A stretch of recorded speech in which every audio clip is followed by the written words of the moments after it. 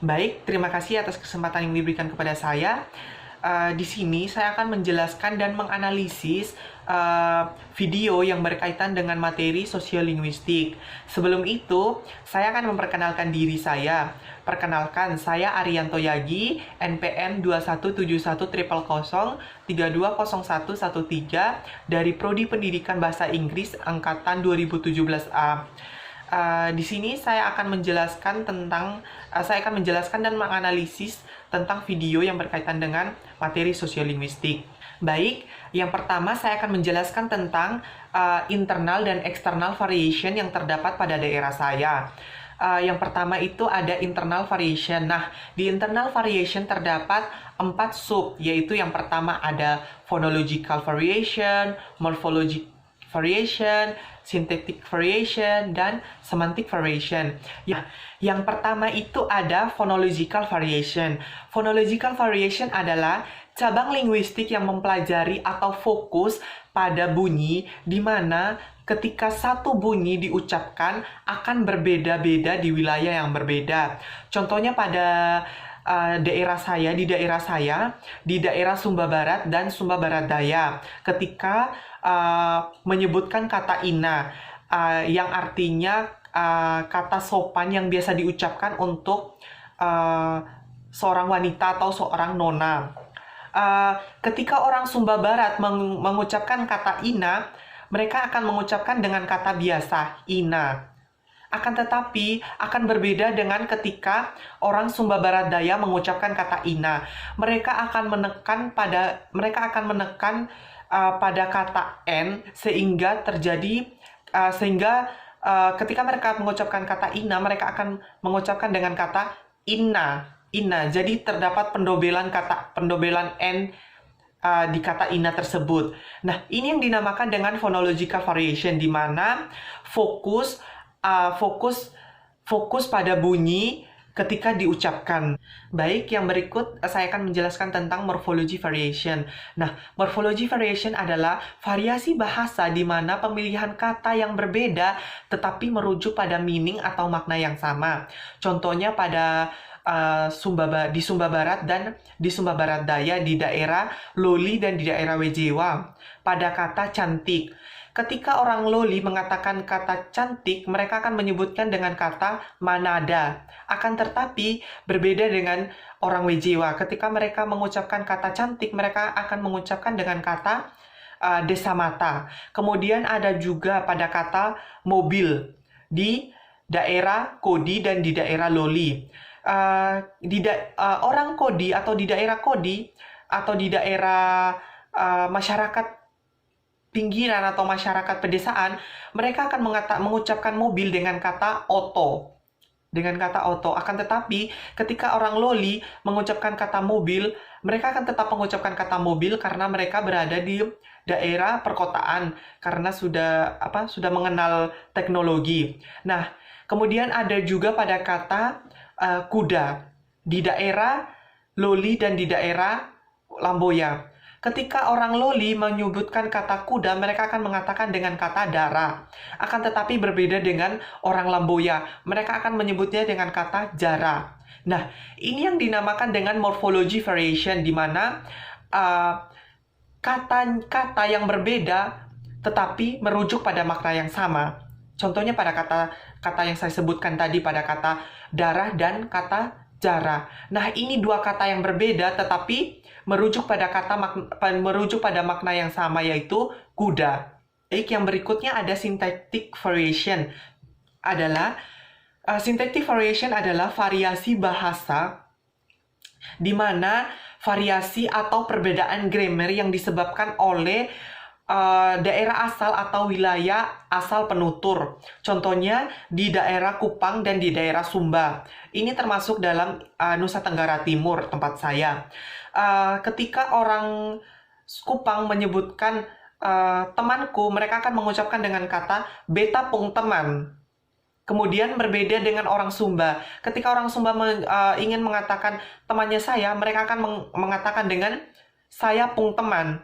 Nah, ini kedua contoh di atas ini memiliki arti yang sama, akan tetapi perbedaannya terdapat pada grammarnya. Ini disebabkan oleh daerah asal si penutur. Kemudian ada semantic variation.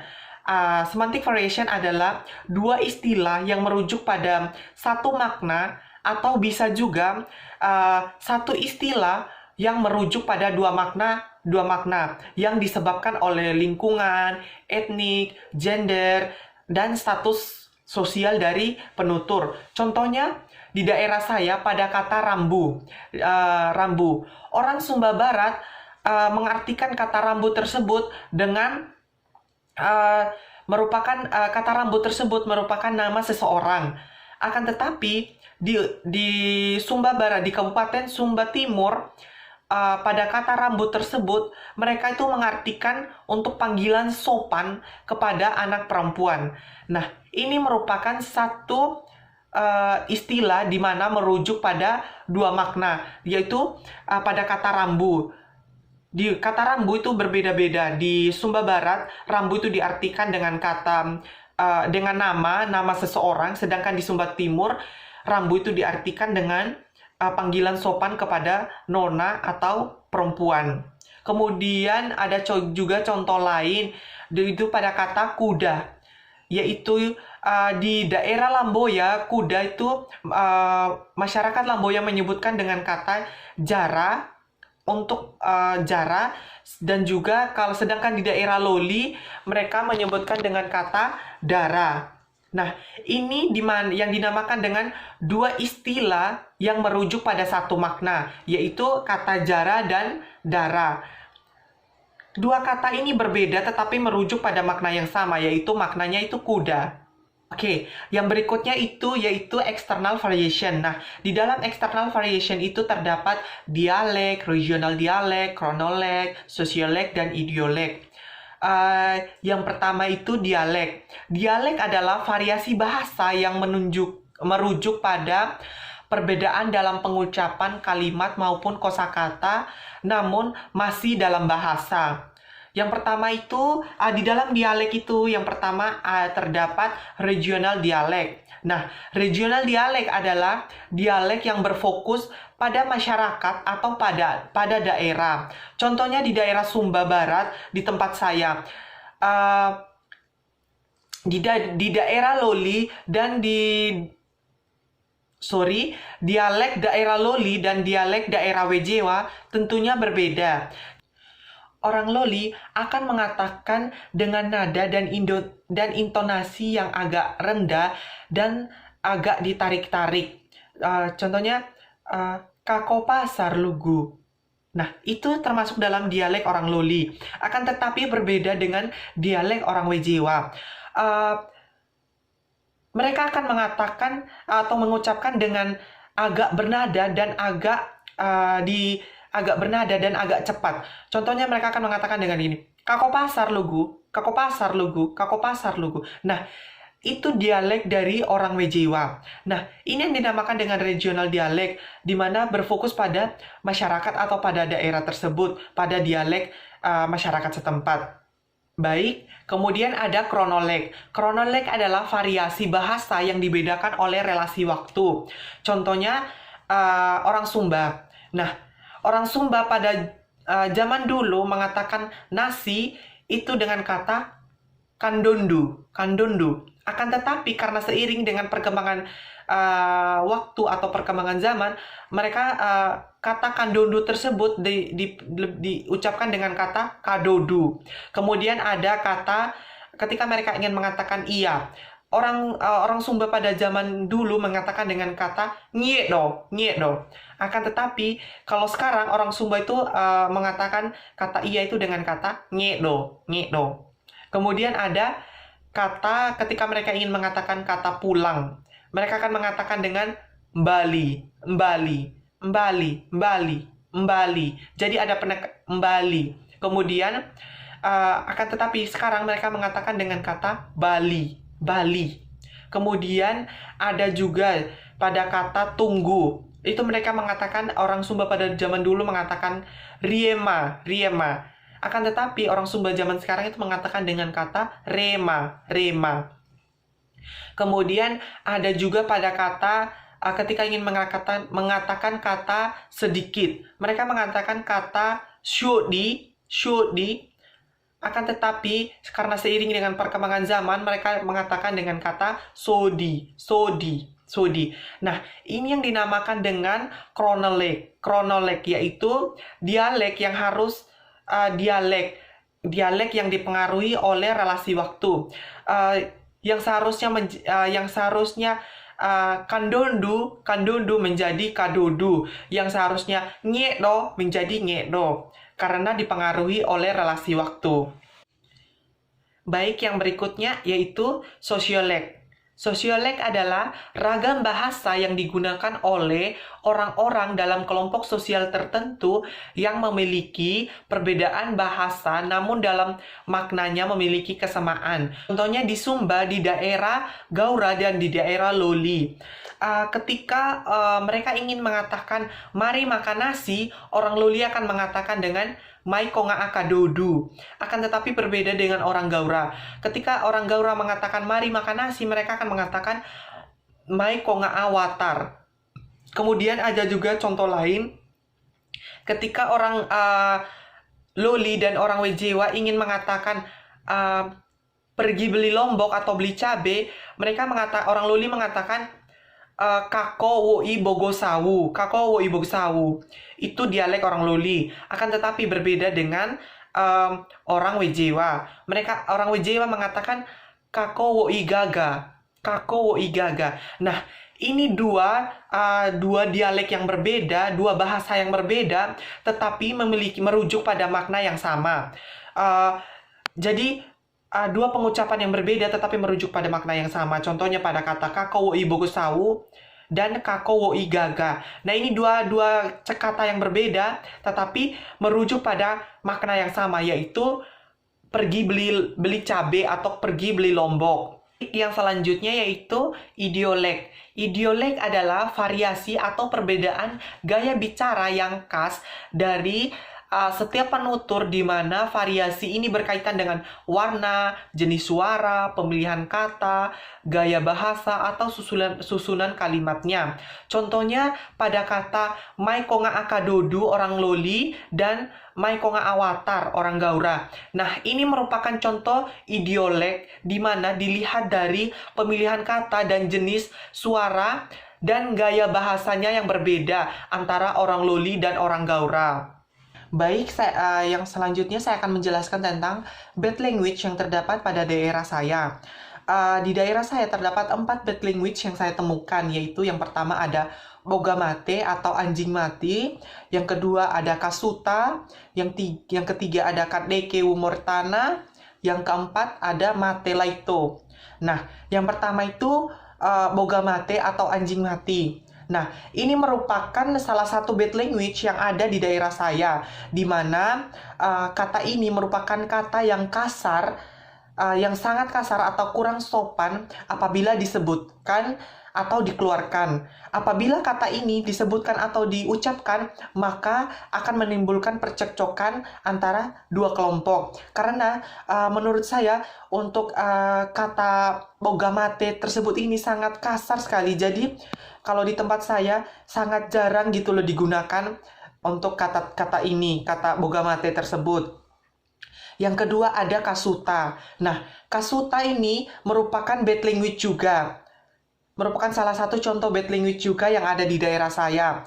Kata ini merupakan kata yang juga sangat kasar dan sangat jarang digunakan di kalangan masyarakat Sumba. Kata ini diucapkan apabila orang tersebut benar-benar dalam keadaan marah atau benar-benar sudah meluap amarahnya, sehingga mengucapkan kata kasuta tersebut. Akan tetapi sama juga dengan kata bogamate. Kata kasuta ini sangat kasar sekali dan sangat jarang digunakan di lingkup masyarakat di Sumba. Yang ketiga ada kanadeke wumurtana. Nah, kata ini juga termasuk dalam bad language karena kata ini jika diartikan bisa berupa sumpah serapa, sumpah serapa. Jadi ketika kita mengucapkan kanadeke wumortana, jadi itu secara tidak langsung kita menyumpahi orang-orang yang kita ajak lawan bicara tersebut. Jadi menurut saya ini termasuk juga di dalam bad language karena sangat sensitif sekali jika disebutkan di daerah saya. Bisa terjadi percekcokan, kesalahpahaman karena kata-kata kanadeke umortana ini, karena kata ini sangat fatal jika diucapkan gitu loh, apalagi kalau diucapkan sama orang dewasa atau yang lebih tua daripada kita. Dan yang keempat itu ada mate laito. Nah, atau artinya mati sudah. Jadi ini kata yang juga termasuk dalam bad language yang paling kasar juga yang terdapat di Sumba. Kata ini hampir sama dengan kanadeke wumortana. Jadi ini juga merupakan sumpah serapa yang sangat jarang disebutkan di Sumba. Jika disebutkan, jadi ada dampak tersendiri apabila kita mengeluarkan kata-kata tersebut dari kata kanadeke umortana atau mate laito. Apalagi kalau misalnya kedua kata tersebut diucapkan oleh orang yang lebih dewasa. Nah, mengapa kata ini termasuk dalam bad language? Karena kata tersebut ini sangat sensitif dan sangat jarang digunakan di tempat saya. Baik, selanjutnya saya akan menganalisis sebuah video. Di sini saya mengambil video Doraemon, Nah, video ini saya akan mengaitkan dengan cooperative principle, maxim violation, dan implicature, dan mencari implicature yang terdapat pada video Doraemon tersebut. Yang pertama itu ada the maxim of quality, yaitu di mana ketika pembicara atau penutur berbicara harus menyampaikan sesuatu yang berdasarkan fakta. Pada video Doraemon pada menit ke 0.55 saya menemukan maxim of quality, di mana ketika Nobita mengatakan it kind of sounds a little serious. Nah, mengapa kalimat ini termaksud dalam maxim of quality karena Nobita mengatakan ini saat ia melihat percakapan kedua orang tuanya yang begitu serius dalam membahas rumah baru yang akan mereka beli. Nah, ini yang dinamakan dengan the maxim of quality, di mana ketika penutur berbicara harus menyampaikan sesuatu yang berdasarkan fakta. Sama seperti pada video Doraemon di atas pada menit ke 0.55. Nobita mengatakan sesuai dengan fakta bahwa ia melihat kedua orang tuanya berbicara dalam keadaan serius. Baik, yang selanjutnya yaitu the maxim of quantity. The maxim of quantity adalah di mana penutur atau pembicara harus memberikan informasi yang sesuai dengan pertanyaan. Pertanyaan. Pada video Doraemon pada menit ke 1.0 detik terlihat Nobita yang berbicara kepada Doraemon. Ia mengajukan pendapatnya. I feel bad. I wish I could buy mom and dad new house. Kemudian pada menit ke 1.06 direspon oleh Doraemon, yaitu you can according to this book you could buy a castle. First, we pick out the one we like, and according to this travel book, there are lots of fixer upper castle or Eropa. Nah, ini yang dinamakan dengan the maxim of quantity, di mana ketika Nobita bertanya, dia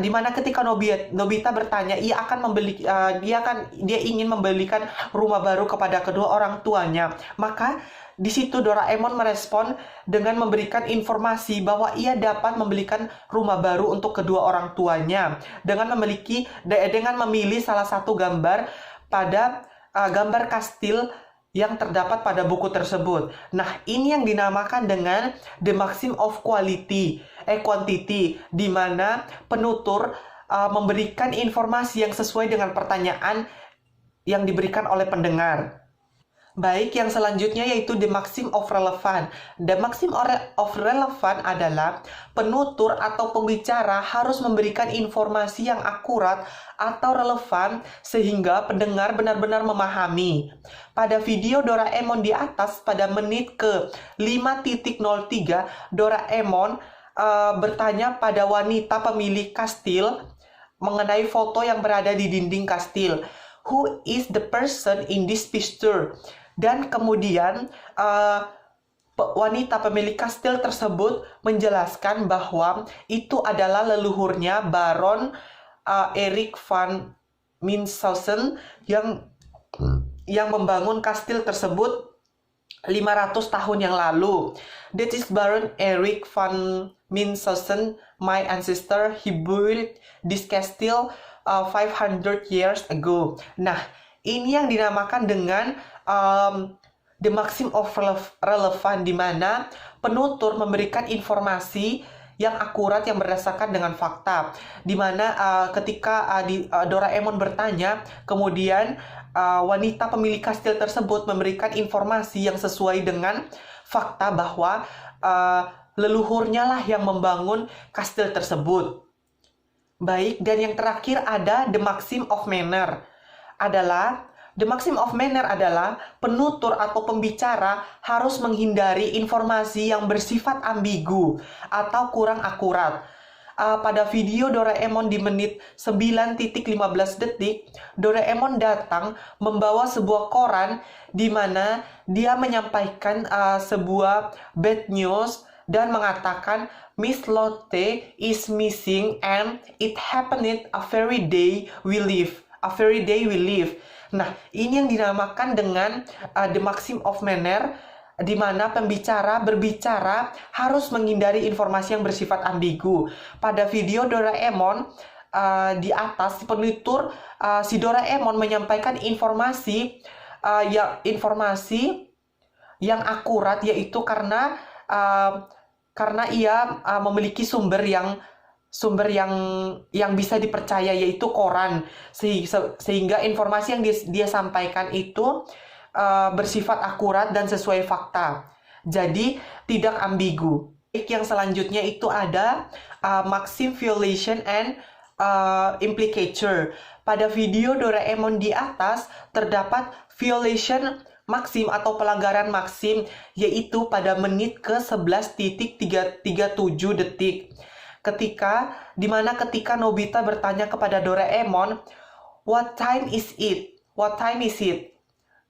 Kemudian dijawab oleh Doraemon, now let's see getting pretty late Moby. Nah, itu termasuk dalam implicature. Nah, ini merupakan pelanggaran maxim, violation, dan termasuk dalam implicature atau hidden message. Karena ketika si penutur menanyakan jam berapa sekarang, si pendengar menjawab sekarang semakin larut malam. Nah, ini termasuk dalam pelanggaran maxim dan implicature. Mungkin maksud dari penutur, mungkin maksud dari si pendengar, now let's see getting pretty late Moby, mungkin maksudnya itu waktu sudah menunjukkan jam 9 atau jam 10 malam. Baik, selanjutnya saya juga akan menganalisis video. Nah, video ini adalah video debat Presiden Mike Pence dan Presiden Kamala Harris dengan durasi video 1 jam 46 menit 8 detik. Berdasarkan politeness strategy, speech edge, and possible implicature. Yang pertama itu politeness strategi. Politeness strategi itu berkaitan dengan kesopanan, terus hubungan baik, hormat, terus rasa sopan, santun, dan menghormati perasaan orang lain.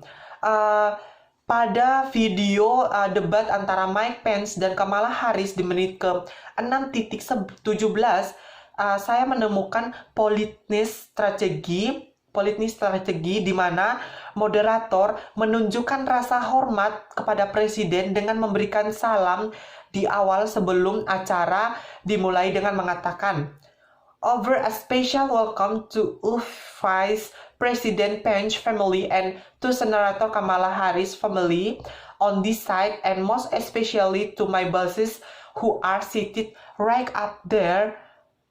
And I'm very glad that they came and join it as my boss is from us today. Nah, ini merupakan bagian dari politeness strategi di mana moderatornya menunjukkan rasa hormatnya kepada kedua calon presiden dengan memberikan salam kepada keluarga dari masing-masing presiden.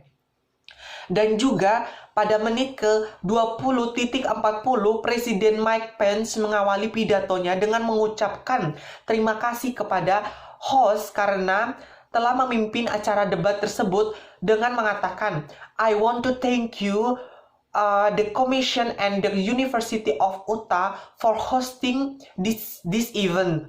And the Senator Harris, it's a privilege to be on the stage with you. Nah, ini merupakan juga dalam proses politeness strategi di mana Presiden Mike itu menunjukkan rasa hormatnya dan rasa terima kasihnya kepada host dan tamu undangan yang berada di situ. Kemudian ada juga pada menit ke-23 dan 29 detik merupakan politeness strategi di mana ketika Presiden Kamala Harris menegur Presiden Mike dengan sopan. Ia menegurnya dengan mengatakan I'm sorry, I'm speaking. I'm sorry, I'm speaking. Nah, ini merupakan contoh politeness strategi di mana Presiden Harris menunjukkan rasa sopannya kepada Presiden Mike dengan mengatakan I'm sorry, I'm speaking.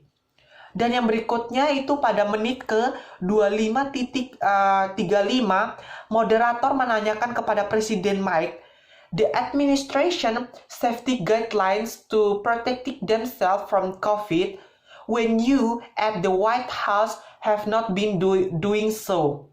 Kemudian dijawab oleh Presiden Mike, well, the American people have demonstrated over last 8 months that when give the fact they are willing to put their healthy of their families and their neighbor and people they don't even know first.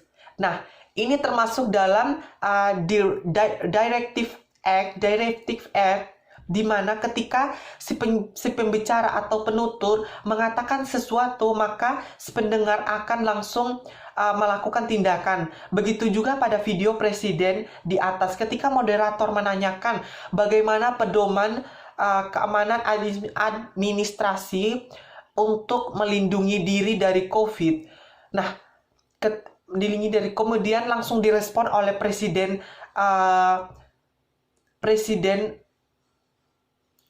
Harris jika orang Amerika telah menunjukkan selama 8 bulan terakhir bahwa ketika diberikan fakta mereka bersedia untuk mengutamakan kesehatan keluarga mereka dan tetangga mereka dan orang-orang yang mereka kenal terlebih dahulu. Baik, selanjutnya saya akan menjelaskan tentang 9 aspek yang terdapat dalam UNESCO tentang language vitality.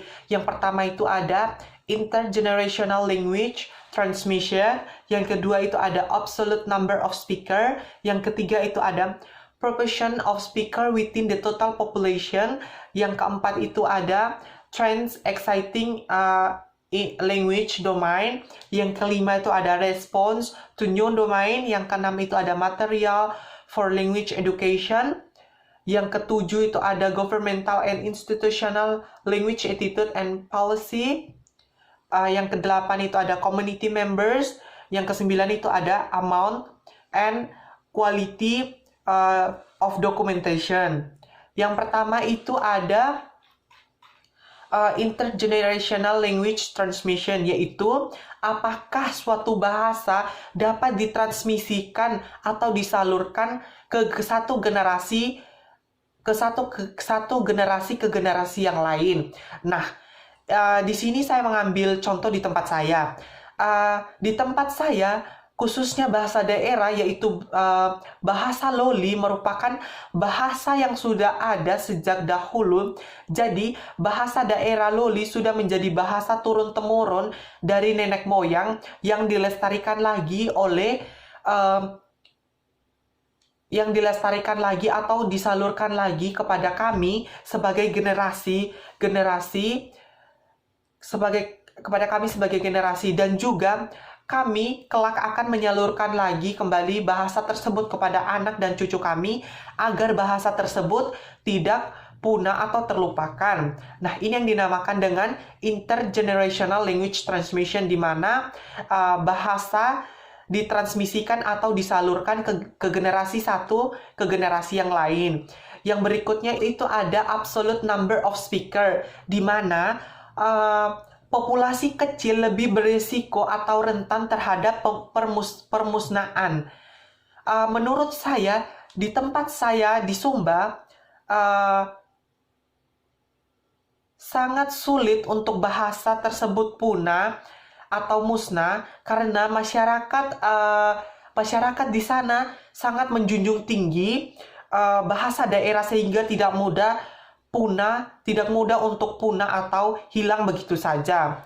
Kemudian ada proportion of speaker within the total population, di mana proporsi penutur dalam total populasi bisa merujuk pada suatu etnis, agama, budaya, daerah, atau suatu kelompok yang teridentifikasi oleh kelompok pembicara. Yang berikut adalah trends in exciting language domain, atau tren yang berada dalam bahasa, di mana suatu tren dalam bahasa mengenai topik tertentu, dengan siapa atau di mana kita bicara, dan apakah bahasa tersebut dapat ditransmisikan atau disalurkan ke generasi berikutnya atau tidak. Seperti di tempat saya, anak-anak di Sumba saat ini sering memposting di akun media sosial mereka dengan kata komati sayang, atau juga kosala gerak, kopu pacar satikung. Kosala gerak, kopu pacar satikung. Nah, kedua kata ini merupakan tren yang saat ini lagi sering digunakan oleh anak-anak muda oleh anak-anak di kalangan masyarakat di Sumba. Menurut saya, melalui akun media sosial yang semakin hari semakin canggih, kata-kata atau bahasa seperti ini bisa ditransmisikan atau disalurkan ke generasi berikutnya, sehingga tidak punah atau dilupakan. Dan juga menurut saya, melalui media sosial itu salah satu cara yang bagus untuk menyalurkan atau mentransmisikan bahasa ke generasi baru agar bahasa tersebut bisa lebih berkembang lagi. Yang berikutnya ada respond to new domain and media, di mana suatu variasi dari bahasa yang tidak berubah atau berkembang meskipun lingkungan kehidupan berubah dan berkembang seiring berjalannya waktu. Menurut saya, di tempat saya ada beberapa kata yang sampai saat ini belum berubah walaupun kemajuan teknologi semakin canggih. Yang pertama itu ada kata oto atau biasa kalau dalam bahasa Indonesia disebut mobil. Nah, orang Sumba sampai dengan saat ini untuk penyebutan mobil mereka masih sering menggunakan kata oto. Nah, kata ini merupakan kata yang sudah sering digunakan oleh masyarakat Sumba sejak dulu. Walaupun teknologi sudah semakin canggih, mereka lebih identik untuk menyebut mobil dengan kata oto karena mungkin sudah terbiasa sejak dahulu. Kemudian ada juga kata Honda atau yang biasa kalau dalam bahasa Indonesia itu dikenal dengan motor. Nah, kata ini sama seperti kata oto. di mana walaupun juga zaman sudah semakin maju, teknologi sudah semakin canggih, akan tetapi masyarakat Sumba tetap untuk penjemputan motor mereka masih menggunakan kata Honda, karena mereka tuh sudah terbiasa dengan bahasa atau kata tersebut, kata Honda tersebut. Yang faktor yang berikutnya yaitu ada material for language. Material for language education and literary, di mana suatu komunitas bahasa mempertahankan tradisi lisan dan tidak menginginkan bahasa mereka ditulis. Nah, untuk faktor yang ini tidak saya temukan di daerah saya, karena di daerah saya untuk bahasa daerah tersebut sudah dibuat dalam bentuk buku, bahkan untuk kamus bahasa daerahnya sendiri juga sudah ada, agar bahasa tersebut tidak mudah punah atau terlupakan. Sehingga kalau misalnya untuk mempertahankan tradisi lisan atau tradisi buta huruf oleh masyarakat yang sudah lama itu mungkin di tempat saya itu tidak ditemukan, karena sudah banyak bahasa daerah di tempat saya yang sudah dijadikan buku atau dijadikan kamus. Faktor yang berikutnya yaitu ada governmental and institutional language, attitude and policy, include official status and use, di mana pemerintah memiliki kebijakan tertentu terhadap bahasa dominan dan bahasa non-dominan. Menurut saya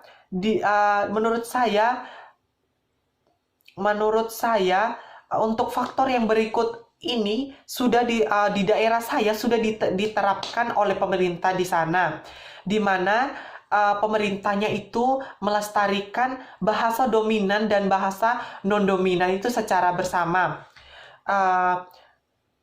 Salah satu contohnya yaitu di Sumba pemerintahannya memberlakukan kebijakan kepada masyarakat apabila sedang berada di domain publik seperti sekolah, kantor, ataupun lain-lain, itu masyarakatnya itu harus menggunakan bahasa dominan atau bahasa Indonesia agar ketika saling berbicara satu sama lain itu mereka saling berpaham dan saling memahami satu sama lain ketika berkomunikasi. Dan juga pemerintah di Sumba tidak melarang masyarakatnya itu untuk menggunakan bahasa non-dominan atau bahasa daerahnya. Masyarakat tersebut diperbolehkan menggunakan bahasanya apabila mereka itu berada di lingkupnya mereka sendiri, seperti di rumah ataupun saat mereka itu berada di acara-acara adat. Dan yang selanjutnya yaitu ada faktor community members attitude toward their own language, yaitu di mana sikap suatu anggota atau komunitas terhadap bahasanya sendiri. Menurut saya, masyarakat Sumba pada umumnya sangat menjunjung tinggi bahasa mereka. Jadi dimanapun mereka berada, dimanapun mereka pergi, mereka itu sangat percaya diri untuk berbicara menggunakan bahasa mereka, karena mereka sangat bangga dengan bahasa yang mereka miliki. Bahkan mereka percaya dengan menggunakan bahasa mereka tersebut, mereka itu bahkan mereka tuh percaya bahwa ketika mereka menggunakan bahasa tersebut, mereka itu menghormati leluhur mereka terhadap bahasa, karena menghormati leluhur mereka. Dan juga mengapa mereka itu sangat bangga, karena dengan melalui bahasa tersebut mereka juga dapat mengenalkan bahasa mereka ke orang lain. Jadi mereka itu dapat mengenalkan budaya mereka kepada budaya baru. Dan yang terakhir itu ada amount and quality of documentation, di mana suatu bahasa harus didokumentasi, baik itu secara tertulis maupun lisan. Eh, Menurut saya untuk faktor yang kesembilan ini, masyarakat Sumba untuk melestarikan bahasa mereka, masyarakat Sumba untuk melestarikan bahasa mereka agar tidak punah itu eh, biasanya itu mereka apa namanya eh, biasanya mereka itu melestarikannya dengan melalui tenun kain di mana di dalam kain tersebut digambar simbol-simbol kuda, contohnya seperti simbol kuda, simbol rumah, simbol burung, terus orang dan lain-lain. Nah, itu merupakan salah satu cara mereka melestarikan bahasa karena simbol-simbol tersebut memiliki arti-arti tersendiri. Untuk contoh lainnya juga, salah satu contoh lainnya juga cara mereka mendokumentasikan bahasa mereka agar tetap terjaga, yaitu masyarakat Sumba itu juga mengukir atau melestarikan bahasa tersebut pada batu dan kayu, di mana mereka menulis atau mengukir atau menggambar pada batu dan kayu, di mana gambar-gambar tersebut memiliki arti-arti tersendiri. Oke, terima kasih. Sekian penjelasan dari saya. Apabila ada kata atau penyampaian saya yang kurang dipahami, mungkin teman-teman bisa japri dan langsung bertanya langsung kepada saya. Terima kasih.